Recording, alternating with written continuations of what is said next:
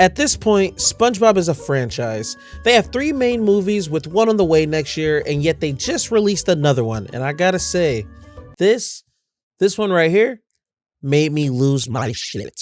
Whoever thought Sandy was a compelling character to give her own movie should be fired, sent home walking. I don't care if he drives, take his car keys and make him walk.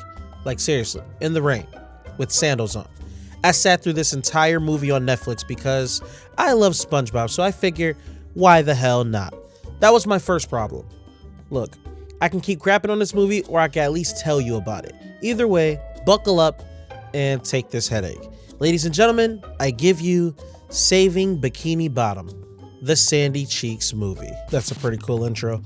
We start off with Sandy saying good morning to everyone in Bikini Bottom, and they could care less. Then she calls this mechanical horse and starts singing about herself. We're gonna fast forward past that. The song wasn't even that good to get a copyright claim. Sandy goes to SpongeBob, who's too busy trying to catch a jellyfish in the net. Sandy gets an alert that danger is pretty much happening. She looks up and a giant claw is grabbing the entire Bikini Bottom. She grabs SpongeBob and she dips up out of there.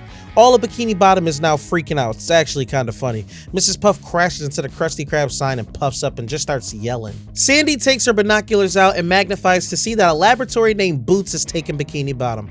Apparently B.O.O.T.S stands for Bureau of Official Texas Science. Yeah, that's pretty stupid. But it's the same laboratory that Sandy works for. I guess that's where she came from. SpongeBob freaks out. And all my streaming videos on demand.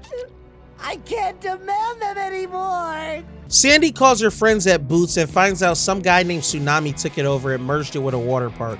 With no other options, Sandy and SpongeBob now have to go to Texas. They ride a water volcano to the surface and climb a plane to Texas. Also, Sandy invented some hydration lotion that helps SpongeBob breathe on air. They jump off the plane and now we know that Sandy is a flying squirrel. They fly close to the B.O.O.T.S lab and a twister knocks them off course. They're now over 600 miles away and decides to walk. Back at the lab, everyone's afraid to leave and Mr. Krabs leaves to check out the scenery, spots a human, and runs like hell. In the lab, we see that Sandy's friends are humans, and Tsunami wasn't a guy, it's Wanda Sykes. They start singing, so again, we fast forward past that. She feeds this poorly animated fish a chicken bone. Now we're back at Sandy and SpongeBob. They get into a fight with snakes and one bit Sandy and she puffed up. Sandy whistles for her family who comes and saves them, and apparently they're a circus act. They agree to take SpongeBob and Sandy to the B.O.O.T.S lab. Back in the lab, Wanda Sykes, I mean Tsunami, wants SpongeBob. Apparently he's the anchor to her whole plan. It's a 3-phase plan.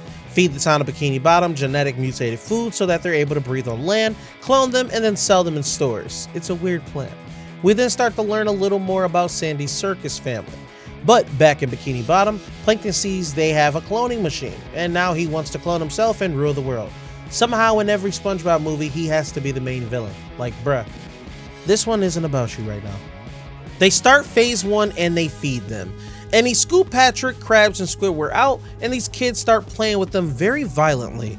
Back to Sandy's family. They get in a high-speed chase with the cops. They shoot SpongeBob and Sandy out of a cannon towards the B.O.O.T.S lab water park. SpongeBob starts tickling people's feet, like, bro. A pug starts chasing them. He is persistent, I'm not gonna lie. They get to the lab. SpongeBob is taken by Kyle, and Sandy is put in a cage. Tsunami tells her backstory, but honestly, all I could think about was this horrible animation. Like, it looked like a George Lopez backstory. Wow, she's a robot. Tsunami used Sandy to spy on all of Bikini Bottom in order to know about the sea creatures in Bikini Bottom. That pug is back and he knocks over the device, and now a clone of SpongeBob is on the loose.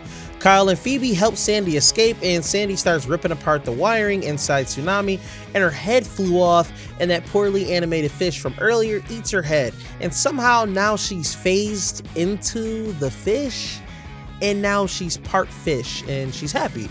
So I guess yay, right? They form all of the SpongeBobs back together, and the Bikini Bottom bowl now has a crack in it. SpongeBob whistles for Sandy's family to help. They all help put the Bikini Bottom back in place in the ocean. Sandy's family is now in Bikini Bottom performing their circus act. Sandy's singing again, so once again, we're just gonna fast forward past that. That was very anticlimactic.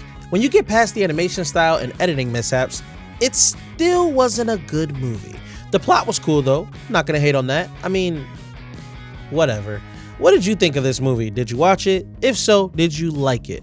Let me know in the comments down below, and if you went on to enjoy the video, smash the like button, hit the subscribe button if you're new, turn the post notification bell so you won't miss another video, and look, it's finally over.